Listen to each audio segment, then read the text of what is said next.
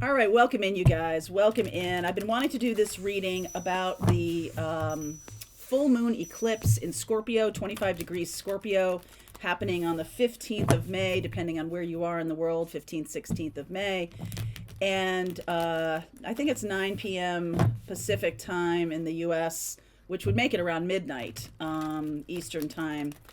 And that is very important. It is about deep secrets coming to light. It is because of Scorpio, and the full moon shines a bright light on things. So I'm going to talk about a few things here that, Scorpio is a water energy. So we want to understand our feelings in this full moon. Our feelings are going to come front and center. We may have a tendency to feel triggered. The transformation card, Scorpio right there. So just so you know, there could be a triggering event around this time. I'll talk more about the energy of this time period from this eclipse, 30 May, 15, or 30 April, 15 May, and then into May 20th and May 20, almost to the end of May.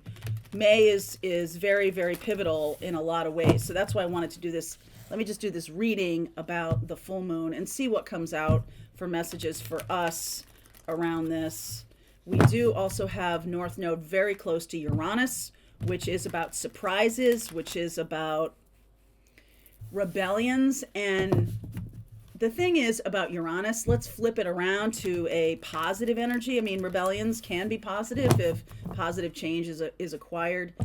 But Uranus energy, okay, if we are, North Node is karmic energy and we are very close to Uranus, we are going to need to be creative. We are going to need to be innovative, and that's going to be part of this energy. So let me see here. Instead of just emotional, we're going to need to be smart and creative and for the collective, doing the thing for the collective. Thank God. Miracles. I love that. Wondrous universe. More beautiful energy there. Embracing enthusiasm. Shout to the heavens with happiness. All right, that makes me super happy. I do feel we can achieve miracles as a collective if we are innovative, if we are embracing high vibration, if we're embracing things that are about transcending a low vibe of reactionary expressions. So whatever you're doing, whatever's going on, it's sort of like, okay, how can we be really smart about this? How can we be, not really just reacting, but strategic? Okay, so there's a strategy that's required. And so you can drill this down to your personal life as well, obviously. But in the big scheme of things, this is what's happening on a global level. This is what's happening to the collective, is that, coming together to manifest miracles, which we started in the new moon phase, the eclipse, new moon in Taurus. Taurus energy is about what grounds us and what we value. And this time period of May 16th, May 15th and 16th can present us with something that is going to require us to be smart. Okay, it's going to require us to be strategic. So the Four of Wands underneath, I like that. Two of Cups, Justice, Emperor, interesting. King of Cups, Six of Pentacles, the Page of Pentacles, King of Swords, Three of Wands, and the Three of Pentacles. All right, I totally love this because I'm seeing this as an opportunity. My question to the universe is how to navigate this full moon energy that's coming up. How do we navigate this? If the full moon is a trigger point, because eclipse energy is activation energy. Eclipse energy is about sweeping out things that no longer serve us, especially in the full moon part of the eclipse, and giving space, right? Making space for something that's going to work better. Now, on a personal level, this does feel to me like there might have been love patterns in the past that have been worked on, okay, have been decided upon, that, it was working, but really in reality it wasn't working. So if you've had any love patterns that you just assumed was the right way to go, or the way to be in a love relationship, you could be rethinking those. All right. You could be rethinking how you do relationship in general. You could be rethinking how you do love in general. Right. Some of us, this is definitely Aquarius energy, which is ruled by Uranus. And so this is much more about, like, I want to do things that are smart for myself. I want to do things that aren't dragging me into situations that are toxic. I want to transcend that. I want to use this energy of the full moon in Scorpio to see my shadow, okay? To see my shadow and recognize and embrace the personal responsibility that goes along with that. So finally, things are getting balanced, all right? Finally, things are getting balanced in our love life. If we're wanting to create something that's stable and solid and good long term, that's what we're doing. The Emperor energy is also a 4 energy, and this might have to do a little bit with who's in charge of telling me what to do about my love connections or whatever. Am I listening to a tyrannical inner voice with the Emperor, or am I listening to, because the Emperor can be kind of a crusty bastard without the Empress. And I'm not seeing the Empress here. I am seeing Libra. I am seeing balance. And that's a thinking, right? Empress is more Taurus and Libra, but Empress has that Taurus energy to it, grounded energy. This is more thinking energy, and the Emperor is fire energy, as we know. So there might be a lot of thinking going on about how I can be more how I can transform what I'm doing, Scorpio, transform what I'm doing in relationships in order for them to be more balanced. Okay, we need more balance. Justice is balance. 6 of Pentacles is balance. We're looking for more balance here. And when it's one side versus the other, when we're in a relationship where one person is totally in charge and the other person is not, it gets out of balance, right? And I'm getting a little bit about equity versus equality, right? Equality is that everybody starts at the same place, right? You've seen that graphic where there's 3 people, a 6-foot tall man, a 4-foot tall boy, and like a little toddler, and they all stand on a box, the same box, to look over the fence. But the 6-foot tall man with that box gets 2 feet taller, and they all get 2 feet taller, but it's not balanced. Equity is where the toddler gets the taller box, the little boy gets a shorter box, and the 6-foot man doesn't get a box because he can already see over the fence. So there's that equity versus equality kind of thing going on here. And I feel like from this full moon with Scorpio, we are coming at it from a heart space. So we're not losing our heart energy. We're not saying that heart has nothing to do with it, but it's heart and head balanced. Okay, it's heart and head balanced. And with the 6 of Pentacles here, this give and take, I really like that. There's this beautiful energy of those who are the 6-foot tall man that can see is recognizing that there needs to, and learning something new, okay, that there needs to be equity, not just equality. And the 3 of Wands, the 3 of Pentacles, this is about us together with the universe making that so.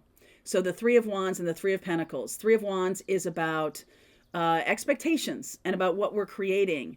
3 of Pentacles is about working together and not, sort of being at each other's throats.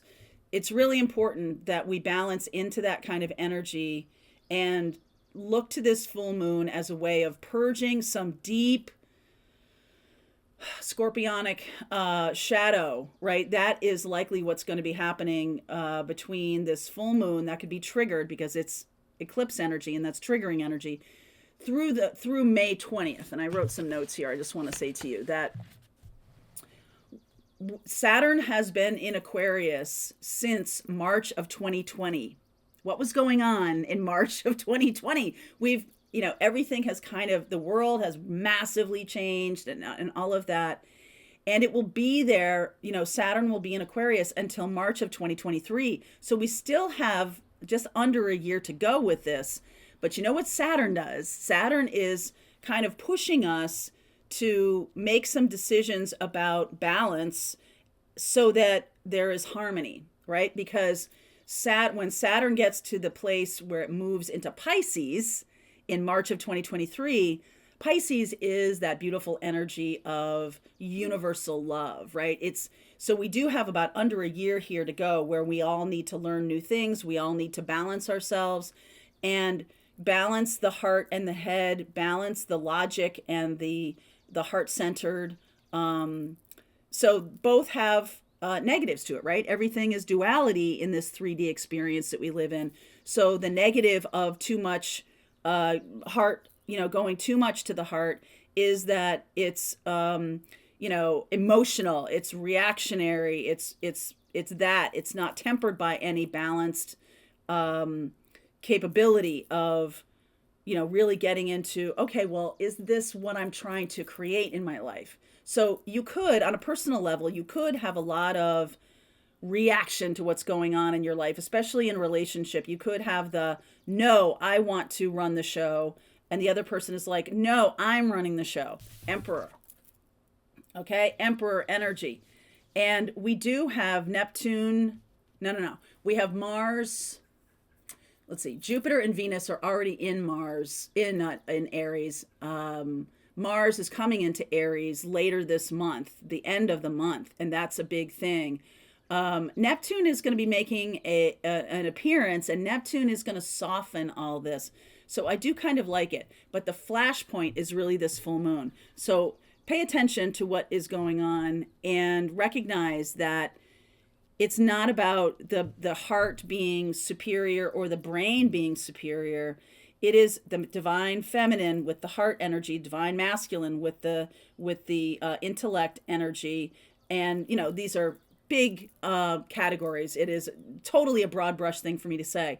And, plenty of feminines are like me, like King of Swords, right? There's plenty of that. But I'm just saying that internally, within you, the lesson of this full moon is about seeking balance. It's about seeking something that is a creative way of moving through this energy without too much triggering, without too much overwhelmingly heart, or without too much overwhelmingly head energy. Just thinking without being cut off from the heart is also terrible. Okay. That's also something that can create really negative space. So the divine feminine and the divine masculine need to work together now. This is what I'm talking about with union. I did that reading earlier this week where we're talking about divine feminine, divine masculine union. This is what we're talking about on a global level of the marriage of heart and mind, the marriage of those things.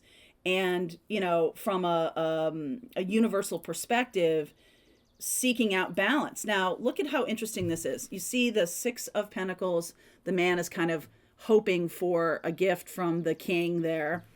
The king now is giving the gift to the young boy, and these three people are giving the financial stability to this man. This makes me feel like we have to embrace the energy of giving what we can, embracing the energy of how do things balance out? How can we work together? How can we create something that is more of a stable, less reactionary experience? Now, there are times when truth, and I feel like this is what's also going to be happening. So all of that stuff about not being reactionary and everything like that, the reason that that's happening is there's going to be some truth told. Scorpionic energy is, and especially in full moon, especially in eclipse, is about shining the light on the things that we have jammed down, shining the light on the things that we feel strongly about but never say. Scorpio is definitely about what's hidden. Okay, so there's no right or wrong here to having feelings about things or having logical thoughts about things. No right or wrong. It's just about what's going to be workable, what is going to stick around, because you can't stay in this energy of upheaval for too long because it's exhausting. Most people right now in this time period from 2022 to the current day have a lot of exhaustion. And what's happening is people are giving up their own agency. They're not really embracing their leadership. Okay. And it's time now for those who are balanced in union, twin flames. If you have come into union with your divine masculine, divine feminine self, this is our time. This is the time to shine the light, see the shadow work. Think about, the divine feminine, divine masculine in union is a marriage of these two things. It's a marriage of heart and head. It's a marriage of feelings, emotions, and logic. It's a marriage of those things, and they are balanced. They are equal. They are given equal status, and they're giving equity status if there is something that's out of balance. If you have a lot of air in your chart, which I definitely do, then there's something here about cultivating heart more.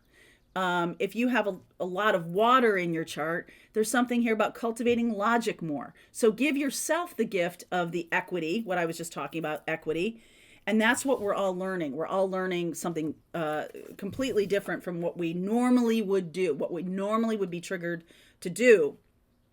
The Emperor and the Page of Pentacles, that's a mismatch, don't you think? Okay, the Emperor has a ton of power. Page of Pentacles, he doesn't even have any shoes, all right? So these things need to be balanced out. The Emperor does need to be more in the feminine energy of the Empress. The Page of Pentacles needs to step up and do the learning and get into their power more. And I feel like the Three of Pentacles, we're then going to be like recognizing those with gifts, those with balanced ways of being, divine feminines, divine masculines in union are really going to be here to lead the charge. All right, we have a lot of this Three of Wands and Four of Wands energy. I talk about shining your light a lot on this channel, and it comes from those things being in balance, which is the Justice energy. I am going to continue on with this. I just want to say to you that Saturn has been in Aquarius since March of 2020. And Saturn is the planet of rules and restrictions and things you must do. All right. Aquarius is the rebel. Aquarius is the sense of this isn't working. I'm going to come up with an innovative solution. And I feel like that's where we're going. By March of 2023, when Saturn moves into Pisces, if you choose to be in this energy of union,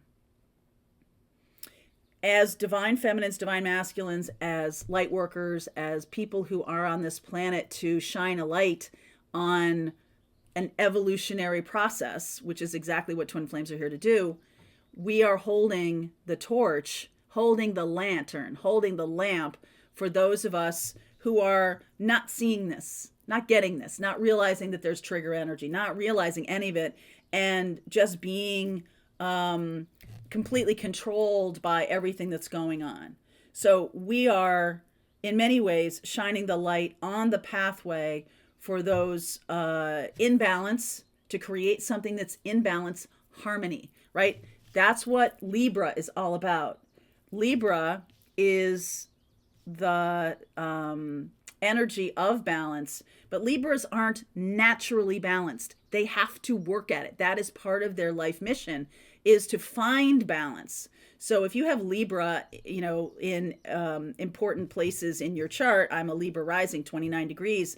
That means I have spent many lifetimes fighting for justice and got a lot of wisdom, 29 degrees. All right. That's like virtually at the end of Libra. So those of us who have some placement in our chart, Sun, Moon, Rising, Venus, our personal planets in end stages of Libra, it is really about being balanced in justice, allowing justice to become harmonious. So justice must be served. Justice must be served, and justice must be equal. equality and equity. Think about those two different concepts, and that's what we're dealing with right now. Likely there's going to be a lot of this kind of energy over the next year, but be mindful that at the end of May, we have Mars coming into conjunction with or coming into Aries energy. We already have Jupiter, and we have Venus already in Aries. When Mars comes into Aries, Mars, that's the natural ruler of Aries. So that is very fiery energy. It is this emperor energy. We have Jupiter and we have Venus there. And so that is somewhat comforting. Okay. But there is the sense that because Venus is debilitated in Aries, that's not a strong place for Venus. I love that Jupiter is there. Okay. Because Jupiter expands leadership.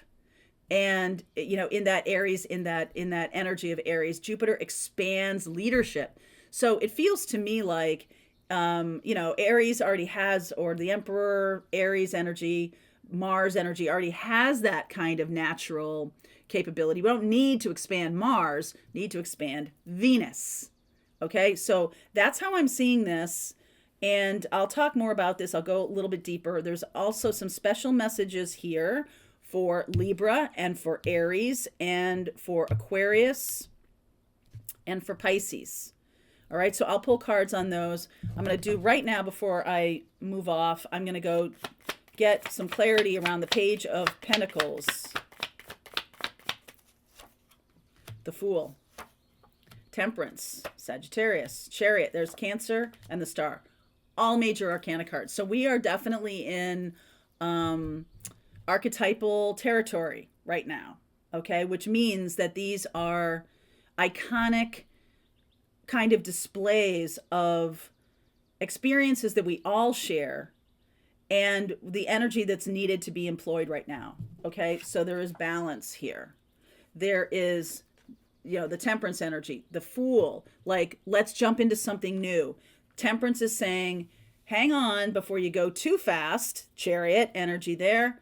There's a lot of healing that needs to take place. And so we may have the opportunity here after the full moon, between the full moon and the end of May, which is a very powerful time, this kind of energy of balance, right? We've got a lot of balancing energy here and a lot of give and take, a lot of masculine and feminine union kind of energy here.